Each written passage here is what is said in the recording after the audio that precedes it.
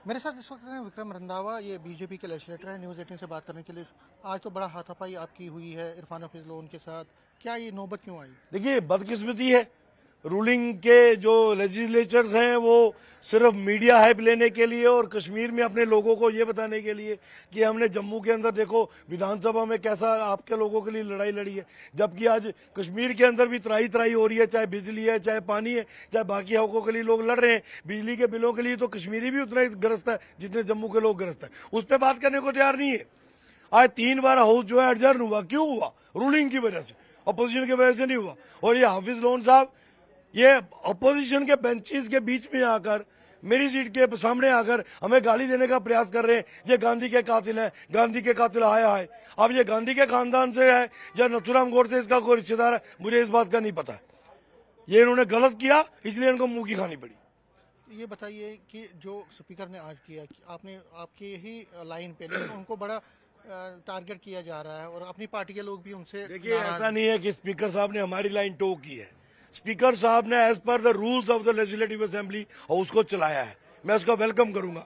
आज हाउस के अंदर स्पीकर साहब असेंबली सीट पे बैठ के, अपनी स्पीकर की सीट पे बैठ के ये घोषणा करते हैं कि वक्फ एक्ट बन चुका है, वक्फ कानून बन चुका है।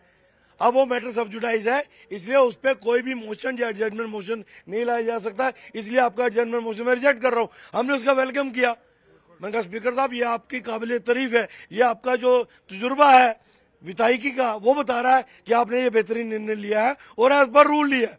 को बीजेपी को बीच करने के लिए नहीं लिया है, जो केंद्र सरकार को बीच करने के लिए नहीं लिया है, एज पर रूल लिया है। और सीनियर मोस्ट लेजिस्लेचर होने के नाते नेशनल कॉन्फ्रेंस के एमएलएस को इतनी अकल होनी चाहिए थी कि ये तुम्हारे बाप दादा की एज का है, इनको इज्जत दो, इनकी बात को मानो, रूटीन में वो चलने दो। सिर्फ कश्मीर के लोगों को बताने के लिए कि हमने वक्फ एक्ट का विरोध किया है, इसलिए अब जब कश्मीर आए तो हमारी इज्जत कर लेना, बस वही था और कुछ नहीं।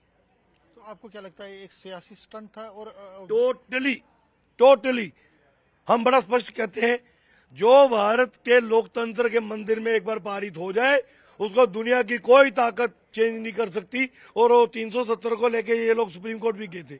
अब ये भी सब्जुडाइज हुआ है मैटर। आई विश की सुप्रीम कोर्ट इस पे भी इनको बताएगी कि कानून कैसे चलता है, सरकारें कैसे चलती हैं, संविधान में जो तब्दीलियां लाई जाती है वो कैसे लाई जाती हैं। न्यूज़ 18 से बात करने के लिए शुक्रिया। तो विक्रम रंधावा थे ये बीजेपी के, इनकी आज क्लैश हुआ कांग्रेस के इरफान हफीज लोन से। ये जस्टिफाई कर रहे हैं अपनी चीज़ को, कह रहे हैं कि हाउस में अगर ऑर्डर लाना है तो ये हर एक का फर्ज होता है, सिर्फ बीजेपी लोग ही इस पे जिम्मेदार नहीं है। जो आज कुछ हुआ ये रूलिंग पार्टी के मेंबरान ने गलत किया, उसी वजह से हंगामा हुआ।